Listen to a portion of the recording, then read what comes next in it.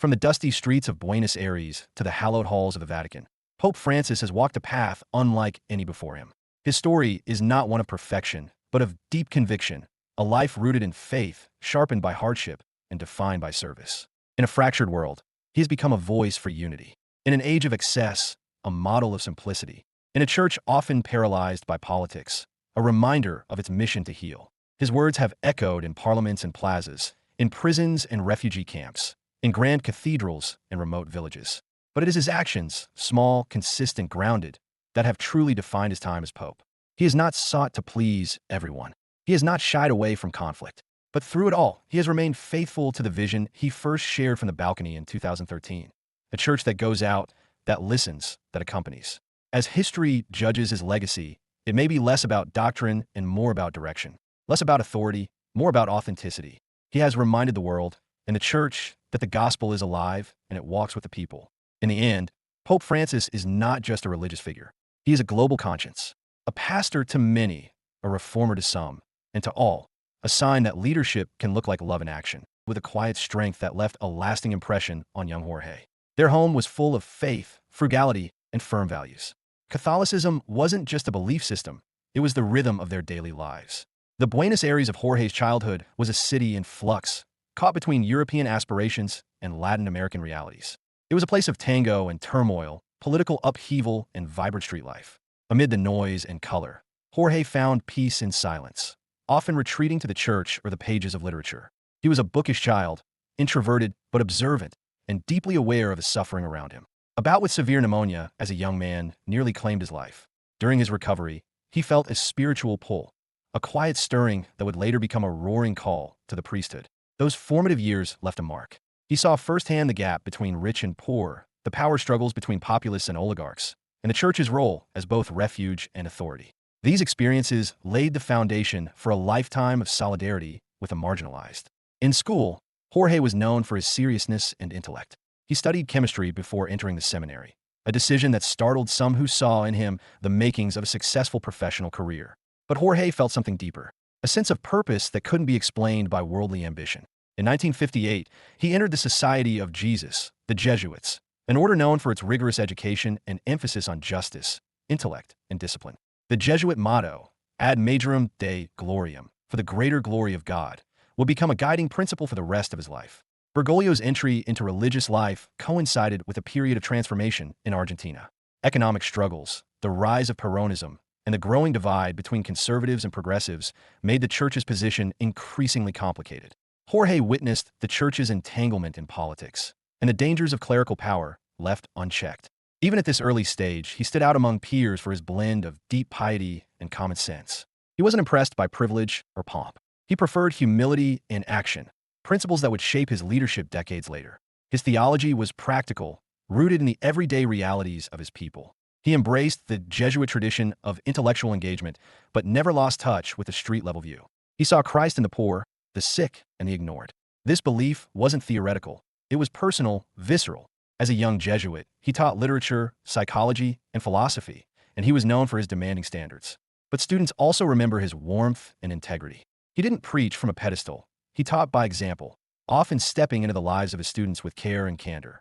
By the late 1960s, Bergoglio had been ordained a priest. Argentina was inching toward dictatorship, and tensions were rising. His next chapter would be shaped by these storms, and by the moral questions they would force him to face. Chapter 2. The Call to Serve. The Society of Jesus shaped Jorge Bergoglio into the man who would one day become Pope. But that transformation was forged in a crucible of trials, both spiritual and political. When he joined the Jesuits, he entered a brotherhood that prized rigorous thought, discipline, and a readiness to serve where the need was greatest. Bergoglio quickly distinguished himself. He was devout, but never rigid. He followed the rules, but he thought critically about them. He didn't simply want to follow God. He wanted to understand what that meant in the messiness of everyday life. By 1969, Jorge was ordained a priest. Argentina was on edge. Military juntas, political assassinations, and ideological warfare were tearing at the country's fabric. The church stood uneasily between oppressor and oppressed, sometimes complicit, sometimes courageous. In 1973, Bergoglio was appointed provincial superior of the Jesuits in Argentina. He was only 36. It was a role of enormous responsibility at a time of intense danger. The Dirty War had begun. Tens of thousands of people would be tortured, disappeared, or killed. Bergoglio's leadership during this era has been debated. He walked a fine line, protecting priests and laypeople in secret while trying not to provoke a regime that wouldn't hesitate to eliminate dissenters. Some criticized his silence. Others praised his quiet heroism. One story stands out. 2 Jesuit priests, Fathers Iorio and Jalix, were abducted by the military. Bergoglio had removed their official status just before their capture, hoping to protect them. It didn't work. The regime took them anyway. Years later, both priests were released and survived. Father Jalix would eventually reconcile with Bergoglio, affirming the future pope's efforts to save them. The episode haunted Bergoglio. It shaped his views on power, accountability, and the church's duty to the vulnerable. He became wary of clericalism and the temptation of church leaders to become too close to political power. After his tenure as provincial, Bergoglio was sent into a kind of exile. He was made rector of a seminary and then removed from leadership. He spent years in Córdoba, living in near isolation. It was a time of reflection, prayer, and study. Later, he would describe it as a period when he learned to overcome his authoritarian impulses and embrace humility. These years in the wilderness were transformative. When he returned to public roles in the church, he was a different man, softer in tone, firmer in principle, and more attuned to the needs of ordinary people. He took long walks through the slums of Buenos Aires, spending time with the poor, listening more than speaking. He preached about mercy, about the dangers of moralism, about the need to meet people where they were, not where the church wished them to be. This grounded approach, this radical compassion, would later become a hallmark of his papacy. But first, the church would call him to greater responsibility, and his journey would lead to the heart of the Argentine capital. Fade to footage of 1970s Argentina, newsreels of protests, church services in crowded barrios, and the growing presence of a humble but resolute priest. Chapter 3. Rise through the ranks. In 1992, Jorge Mario Bergoglio was named Auxiliary Bishop of Buenos Aires. For a man who had once lived in near obscurity, it marked a remarkable return to the public eye. But he accepted the role not as a triumph, but as a burden to be carried with grace. He didn't move into a palace or ride in luxury. He continued to take the bus, cook his own meals, and live simply. His rise within the church was steady but never self-promoted. By 1998, he was appointed Archbishop of Buenos Aires. He inherited a city of contradictions, towering wealth and aching poverty, vibrant faith and quiet desperation. And he met those contradictions head-on. Unlike many of his peers in church leadership, Bergoglio made a deliberate choice to be present. He avoided elitism and embraced the grassroots. He would walk into shanty towns without an entourage, sit with those suffering from addiction or displacement, and listen without judgment. People began calling him the slum bishop. Under his leadership, the Buenos Aires Archdiocese launched numerous initiatives focused on education, housing, and healthcare for the poor. He pushed priests to serve outside the church walls, to go out and find the people instead of waiting for them to come in. He challenged clergy to embody the gospel not only in word, but in deed. But his leadership wasn't just about outreach. It was also about reform. He restructured diocesan operations, increased transparency, and called out clericalism when he saw it. He believed the church had a duty not to judge from on high, but to kneel and serve. His sermons were simple, powerful, and direct. He spoke of compassion, community, and conscience. He didn't shy away from political themes, especially when the dignity of the poor was at stake. He criticized both right-wing and left-wing governments when they failed to serve the vulnerable. In a country often paralyzed by ideology, Bergoglio stood apart. He wasn't beholden to one side or the other. He kept his moral compass firmly set on the gospel, a compass that often led him into uncomfortable truths. As the 2000s progressed, his reputation grew beyond Argentina. At synods and Vatican events, other bishops noticed his blend of quiet wisdom and quiet strength. He didn't seek the spotlight, but when he spoke, others listened. In 2001, he was made a cardinal by Pope John Paul II. Yet even this prestigious honor did not change his lifestyle. He continued to live in a modest apartment, care for his aging colleagues, and ride public transport. He was now a prince of the church, but still very much a pastor of the people. During the economic collapse of Argentina in the early 2000s, he became a critical voice of solidarity. He comforted those who had lost everything, condemned financial exploitation, and urged society to put people before profit. In speeches and pastoral letters, he warned of a globalization of indifference. His pastoral care extended beyond his city. He made connections with Jewish, Muslim, and evangelical leaders. He hosted interfaith dialogues and pushed for a culture of encounter rather than confrontation. His vision for the church was increasingly global, even as he remained deeply rooted in the daily lives of his parishioners. By the early 2010s, Bergoglio had become one of the most respected churchmen in Latin America. When he spoke not with the voice of power, but with the authority of authenticity. He had lived his message, and that integrity would catch the attention of the global church just when it needed it most. Chapter 4. The Unexpected Pope. When Pope Benedict XVI announced his resignation in February 2013, it shocked the Catholic world. It had been almost 600 years since a pope stepped down voluntarily. The Church was in crisis, rocked by scandals, struggling with declining numbers in the West, and in need of reform. Cardinals from around the world gathered in Rome to choose the next leader of the global Church. Most experts and media speculated about high-profile European or North American contenders. Few expected the cardinal from Buenos Aires, soft-spoken, distant from the Vatican's power structures, and little known outside Latin America. But in the Sistine Chapel, something unexpected happened. On March 13, 2013, white smoke rose from the chimney. A name was chosen. Jorge Mario Bergoglio would become the 266th pope, the first Jesuit pope, the first from the Americas, the first to take the name Francis. It was a choice heavy with symbolism. Saint Francis of Assisi, the namesake, was known for his love of the poor, his humility, his care for creation, and his rejection of material wealth. By choosing this name, Pope Francis was making a statement before he ever spoke a word. His first public appearance said even more. Standing on the balcony of St. Peter's Basilica, he bowed his head and asked the people to pray for him, a reversal of the usual blessing given by a new pope. He wore simple white robes, no gold cross or red shoes, a sign of what was to come. In the days and weeks that followed, the world began to understand who this man was. He refused to live in the apostolic palace, choosing instead a modest room in the Vatican guest house. He paid his own hotel bill. He washed the feet of prisoners, including Muslims, on Holy Thursday. He spoke of mercy more than judgment, of healing more than condemnation. To some, these gestures seemed small, but for many Catholics and even non-Catholics, they were revolutionary. Pope Francis was signaling a shift, from institution to mission, from rules to relationship, from clerical privilege to pastoral service. He called for a poor church for the poor.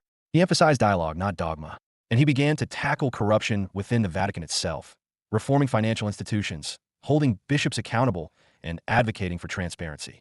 But beyond Vatican walls, the world was watching.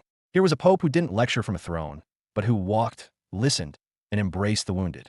His papacy had only just begun, but the winds of change were already blowing through St. Peter's Square. Chapter 5. A Papacy of the People. From the very beginning, Pope Francis made it clear his papacy would not be business as usual. Gone were the grandiose titles and aloof language. In their place came a direct, often challenging message. The Church must get its hands dirty, must go out into the streets, and must serve those who suffer. His first major publication as Pope, Evangelii Gaudium, the joy of the gospel, set the tone. It was a passionate call to renew the Church, to shake off complacency, and to embrace a missionary spirit. He wrote not like a bureaucrat, but like a pastor who had walked the streets and sat beside the broken. Evangelii Gaudium criticized economic inequality, consumerism, and a church that had become, in his words, too self-referential. He urged priests to smell like their sheep, to live among the people they served. The text resonated far beyond Catholic circles. It was a manifesto for a church that walks with the people.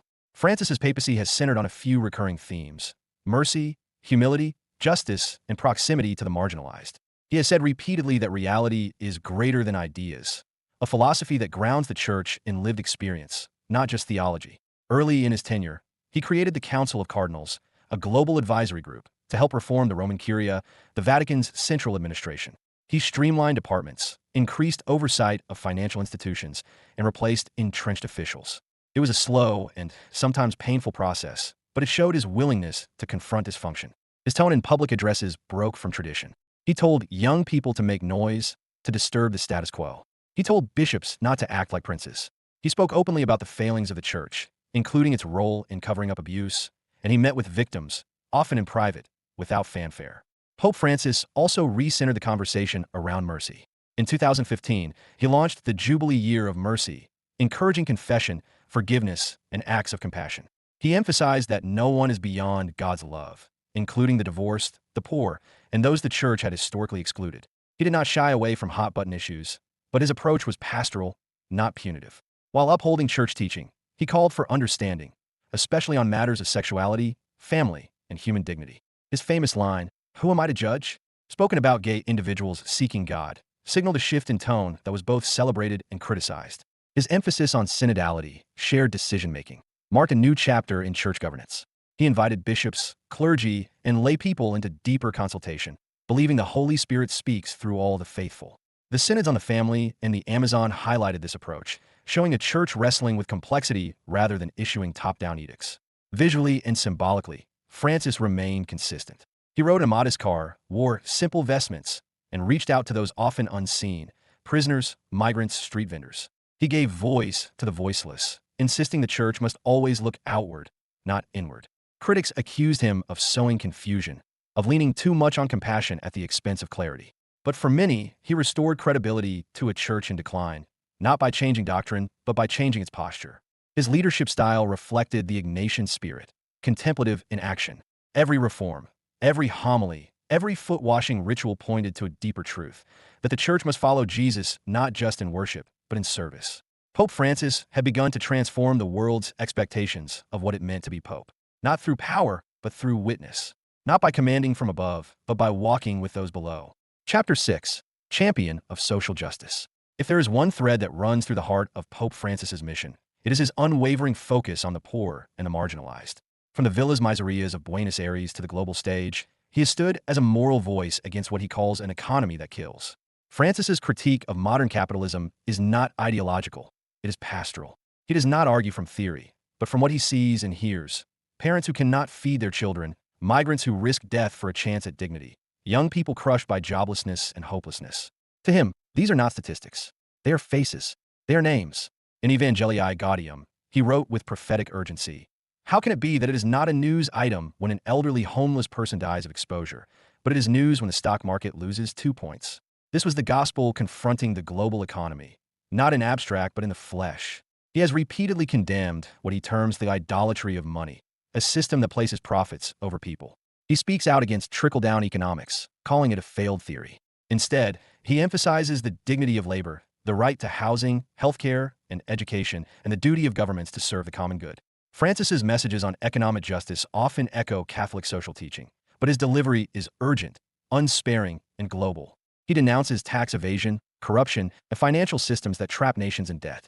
He calls out international organizations that, in his view, value stability over justice.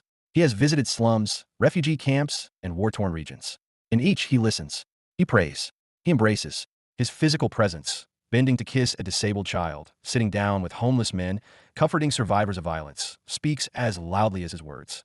But he also acts. He has supported grassroots movements, hosted gatherings for the excluded, and spoken at institutions like the United Nations and the European Parliament. He invites the world to rethink success, not as accumulation, but as solidarity. In his encyclicals and speeches, Francis often returns to the theme of a throwaway culture, one that discards the poor, the elderly, the unborn, and the earth itself. This moral diagnosis links his economic concerns to a broader spiritual crisis: the loss of empathy. To some, his stances have drawn criticism. Political commentators label him leftist or naive. But Francis is not issuing policy papers. He is sounding a moral alarm. He challenges Catholics to move beyond charity toward justice, beyond comfort toward conversion. When he speaks of the poor, he is not romanticizing poverty. He is calling the rich to responsibility. He insists that a society cannot be judged by its GDP, but by how it treats its weakest members. That is the gospel as he sees it, and he has never apologized for proclaiming it. Chapter 7. Caring for Our Common Home. In 2015, Pope Francis released an encyclical that would echo far beyond the walls of the Vatican. Laudato Si, subtitled "On Care for Our Common Home," was more than a document. It was a wake-up call. Francis didn't frame environmentalism as a political issue. He framed it as a spiritual one, a moral obligation rooted in the very first pages of Scripture. Humanity, he argued, has not only abused creation but betrayed future generations. The encyclical draws from the teachings of Saint Francis of Assisi, who called the sun, moon, and earth our brothers and sisters. In that spirit, Pope Francis wrote, "The earth, our home, is beginning to look more and more like an immense pile of filth." He criticized the exploitation of natural resources, the greed driving environmental degradation, and the indifference that allows it to continue. He challenged not only governments and corporations, but individuals, asking all people to reflect on their consumption, waste, and disconnection from nature. Laudato Si merged theology with science, citing ecological data and the consensus on climate change. Francis made it clear: caring for the planet is not optional. It is a requirement of faith. He called for an ecological conversion, a transformation of hearts and habits, both personal and structural. This includes reevaluating our economic systems, rejecting consumerist lifestyles, and advocating for policies that protect both the environment and the vulnerable. Environmental destruction, he emphasized, disproportionately affects the poor. Rising sea levels, droughts, and pollution hit the most defenseless hardest. Climate justice, in his view, is inseparable from social justice. Francis's message resonated worldwide. Environmental activists, interfaith leaders, and scientists praised the encyclical. World leaders from United Nations to grassroots organizations cited it as a turning point in the global ecological dialogue. But Laudato Si also stirred resistance. Some critics accused the Pope of overstepping, of venturing too far into political territory. Others dismissed the document as naive. Francis, however, remained firm. The climate is a common good, he declared, belonging to all and meant for all. Beyond words, he led by example. He launched the Laudato Si Action Platform, encouraging dioceses, schools, and institutions to commit to sustainability. The Vatican itself began implementing greener practices, solar panels, reduced emissions, and waste reduction. His speeches at climate conferences, including the UN's COP summits, emphasized hope grounded in action. He reminded world leaders that time is running out, but that humanity still has the capacity to change. Pope Francis redefined environmentalism for the Church, not as an abstract cause, but as a concrete expression of love for God's creation, for the poor, and for generations yet to come. Chapter 8. Bridges Across Faiths. From the first days of his papacy, Pope Francis made interfaith dialogue a central part of his mission. In a world divided by suspicion and fear, he saw bridge building not as diplomacy, but as a gospel imperative. He reached out to Jews, Muslims, Buddhists, Hindus, and people of no faith with the same message: peace, understanding, and shared humanity. His model was not debate, but encounter, not winning arguments, but forging relationships. One of his earliest symbolic moves was visiting the Grand Synagogue in Rome. There, he honored the shared roots between Judaism and Christianity and mourned the Holocaust alongside Jewish leaders. He referred to Jews as our elder brothers, echoing the language of Pope John Paul II, but with his own pastoral intimacy. Perhaps most historic was his outreach to the Muslim world. In 2019, Pope Francis made a groundbreaking visit to Abu Dhabi, where he signed the document on human fraternity with Grand Imam Ahmed El-Tayyib of Al-Azhar. The document called for mutual respect, the rejection of violence, and the promotion of peace across religious and cultural divides. This gesture was more than symbolic. It was strategic, timely, and courageous, especially in a post-9/11 world where Islam and Christianity are often portrayed as adversaries. The embrace between the Pope and the Imam sent a global message. Dialogue is not weakness, it is strength. Francis became the first pope to visit Iraq in 2021, where he prayed in the ruins of Mosul and stood with leaders of different faiths in the ancient city of Ur, believed to be the birthplace of Abraham. The trip, despite enormous security risks, was a testament to his belief that peace requires presence. He has also met with Buddhist leaders in Sri Lanka and Thailand, engaged Hindu leaders in India, and worked closely with Orthodox Christian leaders, particularly Patriarch Bartholomew, with whom he shares a deep commitment to ecology and unity. In every encounter, Pope Francis emphasizes shared values: compassion, justice, human dignity. He avoids theological battles and instead focuses on what faith traditions can do together, especially for the poor, the displaced, and the planet. His interfaith work is not about watering down beliefs, but about elevating love. He challenges religious leaders not to use faith as a weapon, but as a wellspring of healing. His motto might as well be what he once told a group of interreligious leaders: "We are not enemies, but brothers and sisters." In a time of rising religious nationalism, hate crimes, and culture wars, Pope Francis offers a radically different vision, one where difference is not a threat, but a gift. Chapter 9. Global Journeys, Global Messages. For Pope Francis, being the Bishop of Rome is not a static role. It's a global mission. From the very beginning, he understood the power of presence, the impact of going to the margins of the world and meeting people face to face. His papal journeys have taken him to war zones, disaster-stricken areas, slums, and refugee camps. In each place, he delivers the same message: you are not forgotten. In 2015, he visited the Philippines, home to one of the largest Catholic populations. In Tacloban, a city devastated by Typhoon Haiyan, he spoke to thousands still recovering from trauma. Rain poured, winds blew, but he stayed. "I'm here to be with you," he said, soaked to the skin. That moment, more than any sermon, revealed the core of his ministry: presence over proclamation. In 2019, he traveled to Morocco, promoting interreligious dialogue with King Mohammed VI and calling for the protection of migrants. In Mozambique, Madagascar, and Mauritius, he spoke of ecological sustainability and youth empowerment. In South Sudan, a trip delayed for years by conflict, he knelt and kissed the feet of political leaders, a dramatic plea for peace. And in Iraq, a place no pope had ever visited, he stood amid the ruins of war, calling for healing and brotherhood. In the city of Mosul, once held by ISIS, he prayed in a bombed-out church. Fraternity, he said, is stronger than fratricide. His journeys are often to places others overlook, not the centers of power, but the edges of suffering. He visits prisons, refugee camps, indigenous communities, and disease clinics.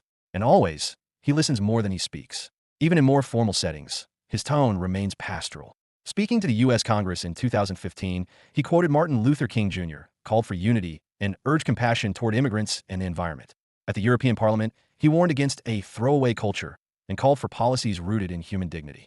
Francis understands the media power of the papacy, but he doesn't use it to elevate himself. He uses it to highlight the forgotten, refugees in Lesbos, genocide survivors in Armenia, the Rohingya in Bangladesh. Each trip is more than diplomacy. It's an act of solidarity, a reminder that the Pope is not just a spiritual figure, but a global moral voice. He shows up, even when it's risky, even when it's uncomfortable, because that's what love looks like.